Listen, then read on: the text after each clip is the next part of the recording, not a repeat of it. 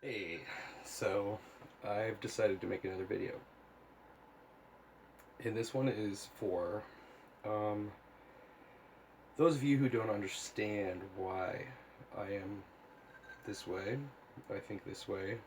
I think it's important for everyone else to see something that I see.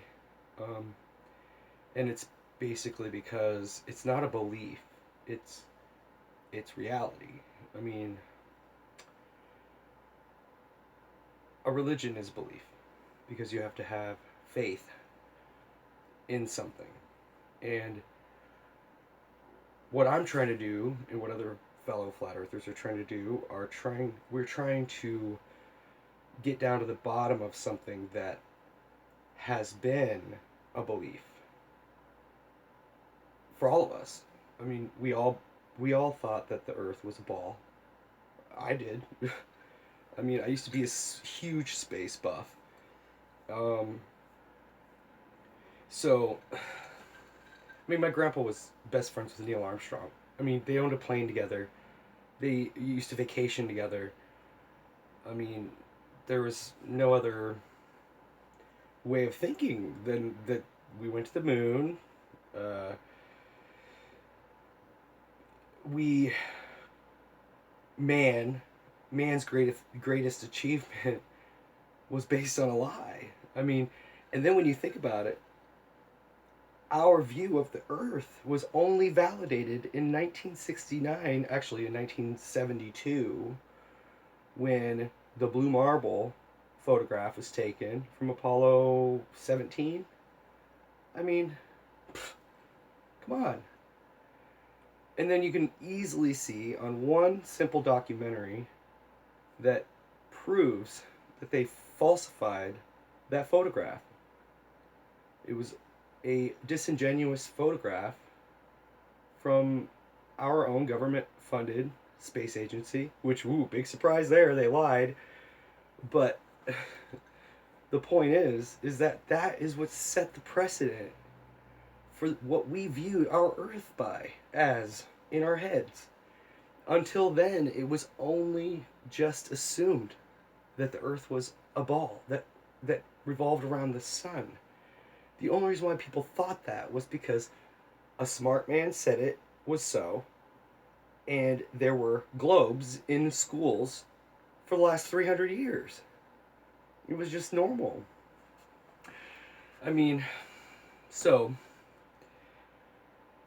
get that through your head, and then think about how important it is for us to know what our Earth is. I mean, if what we say is right, if we're almost like on a terra firma, basically, it is like a cake, all right? It's like a layered cake, like a wedding cake, and up at the top, in the little circle at the top of the cake, the very top tier, is where Earth is, okay? And the sun and the moon, they revolve around the top. And then there are other worlds beside us. Like, if there's an edge, maybe. I don't know, but there's some things you have to Google, okay? Google the Antarctic Treaty, Google Project Paperclip. They're the ones that found NASA. They're a bunch of Nazi scientists that we brought over after we conquered Hitler, and we brought over 100 of his top scientists and started NASA. And we feel comfortable with that, knowing that a bunch of Nazis that killed a bunch of people started our space agency. Red flag. Big fucking red flag.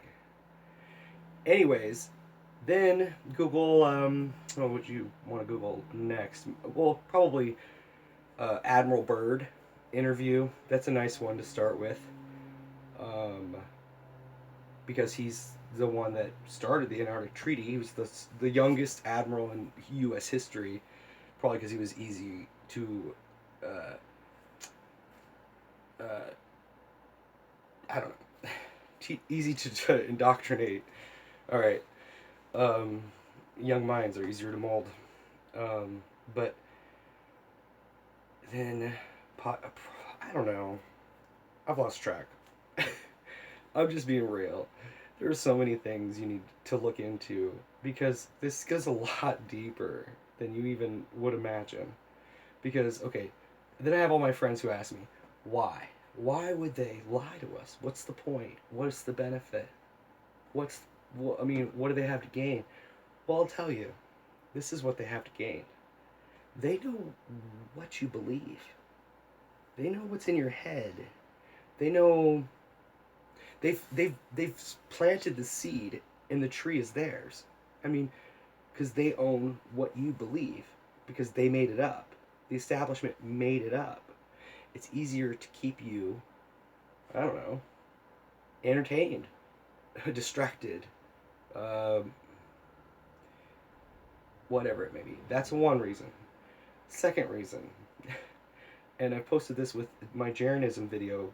Go a few videos down. I just posted it on my wall again. They can they can create the earth from above with a 99-cent green cardboard thing from the dollar store. It's called green screen. That's like $22 billion and 50 cents pocketed in their pocket. Where does that money go? Because they're totally making up space. This is all made up. All the pictures you see of Mars with a rover on Mars, that's filmed from like Nevada. You know, the deserts in Nevada, and they put like a red screen over it or a red wash or whatever. I mean, the deception goes so far that I don't even think some of the people who work for NASA even know. They actually have created this world and these worlds beyond our worlds to make us feel as though, or to help make us feel as though, we're as insignificant as an ant on an orange. But literally, we are special. We are the most special thing here on this planet, in this galaxy, in this universe, because we're the only ones we've ever known of that are living. So isn't that enough to keep our eyes on Earth and less out of space? I mean, why do we worry so much about trying to find the next Earth? We need to be worrying about this one. It's not too late. It's not too late. I mean, this is important. We all live here together. This is all, it's like one huge ass apartment. Just like apartments.com, their commercial. Ooh, the biggest apartment. Except for the fact that it's a ball that he's holding in his hands. Thanks, guy from Jurassic Park. Horrible freaking actor. I can't remember his name, that's how bad he is. But anyways, we need to figure out our Earth. And I'll tell you one thing is for sure. The sun isn't 93 million miles away. We're measuring that. We've proven it with normal basic geometry, and this is not me giving my Illuminati sign, okay? I'm not a part of that cult society. I call it out more than anything. I always have. It's always an instinct to me to like know that shit is wrong with the world, like South Park and Katy Perry and just stupid bullshit that I don't try to like let myself. And this is before Flat Earth. This is before the conspiracy shit that I started doing just recently. I've always just seen the bad for what it was. And so this is not this is a sign for a reason, okay? It's called trigonometry. You can measure the distance to the sun just by the 40-degree sunbeams that come down from it. 40 or 60 degrees. I think it's 60 degrees actually. That come down from the sun. They meet the ground.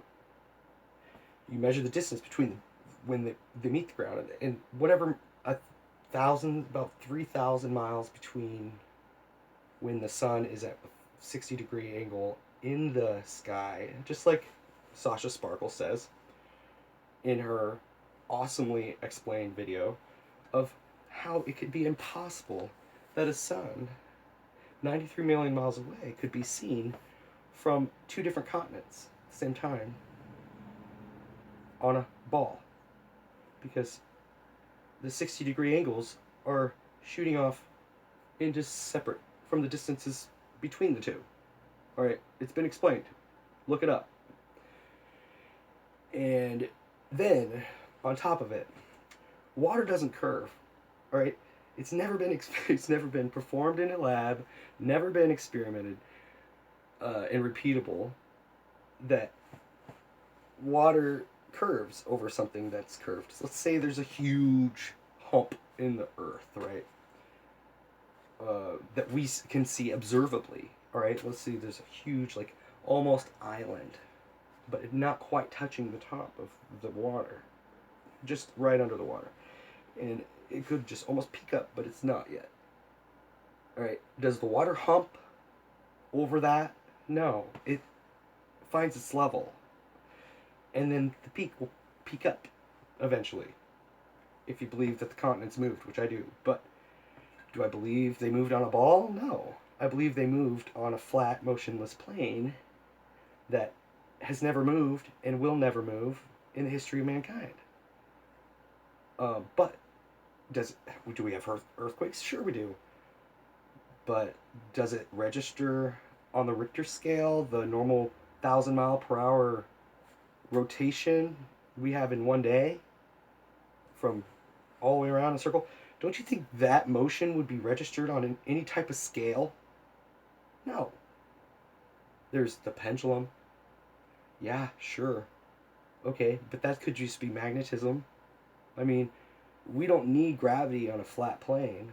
It's unnecessary. The only thing that gravity was necessary for was to hold everything onto a ball and explain how could things be held onto a ball.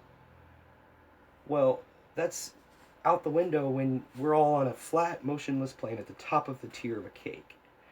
And whatever that those layers and layers of worlds are, who knows? But we're under something. We're under something. And wherever they're traveling to, they could be hiding land from us. I mean, seriously, they probably are. And that's another reason why. They're probably hiding land from us because beyond the ice, if you watch the Admiral Byrd interview, and he had nothing. Well, I guess of course he had reasons to lie, but I think he was on his deathbed personally, and he just wanted to say something because this is when he was really old, and this was in the 30s and 40s.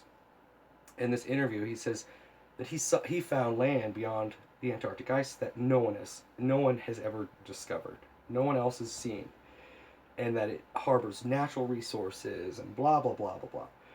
Well, I believe personally that there are other circular, encompassed in ice with a wall of ice, which is the Antarctic, which is south in all directions. The center is north. The center of a CD, picture a CD. North Pole is where you put the hole, is the hole. All right. Outward, in all directions, is the negative pole. Positive